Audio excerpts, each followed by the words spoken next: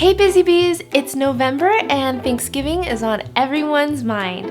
And since we're all running short on time during the holiday season, in fact, my calendar's already filled up for November. Crazy.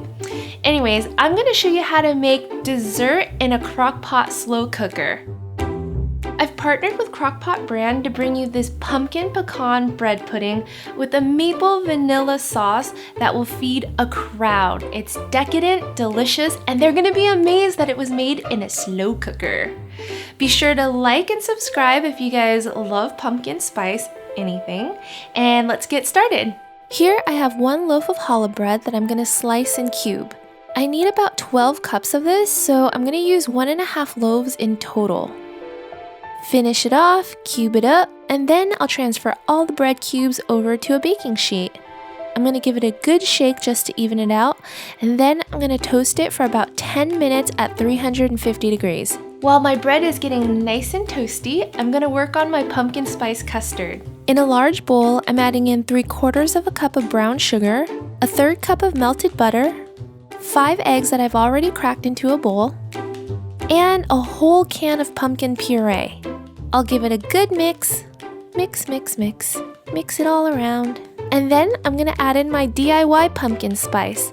Here I have 1 tablespoon of ground cinnamon, 1 teaspoon of ground ginger, 1/2 teaspoon of nutmeg, 1/2 teaspoon of ground cloves, 1/2 teaspoon of allspice, 1/2 teaspoon of kosher salt, and 1 teaspoon of vanilla extract.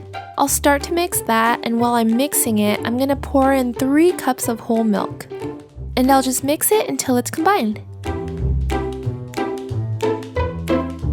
And now it's time to assemble everything in my Crock-Pot slow cooker. I'm gonna add in 6 cups of my toasted cube challah bread. And for my mix-ins, I'm gonna sprinkle 1/2 cup of chocolate chips. Chocolate chips is my favorite mix-in for bread pudding, but anything goes here. You can substitute it with white chocolate, raisins, cranberries, even cinnamon chips. Anything will taste good with this pumpkin bread pudding. And 1/2 cup of toasted pecans. I'll layer the rest of my toasted bread cubes on top, sprinkle more chocolate chips and pecans, and then I'm gonna pour in our pumpkin custard. Ooh la la. I'm just gonna press the bread cubes down so that it fully soaks in the pumpkin custard mixture. Then I'll cover it up, turn it on low, and set the Crock-Pot slow cooker for 4 hours. Before I'm ready to serve, I'm gonna make a maple vanilla sauce to drizzle all over and really complete the pumpkin bread pudding.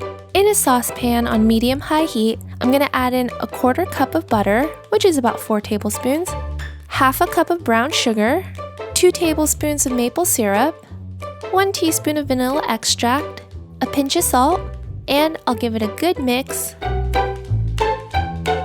Then I'll pour in 1/2 cup of heavy whipping cream. I'll mix it in until it's all combined. Then I'll let it come to a boil for about 2 to 3 minutes. This will help thicken up our sauce.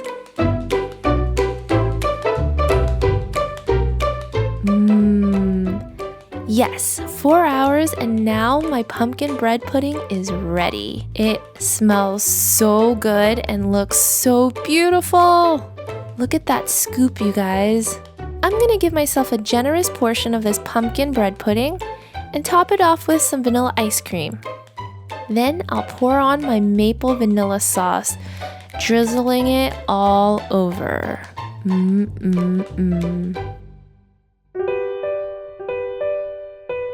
I'm going in.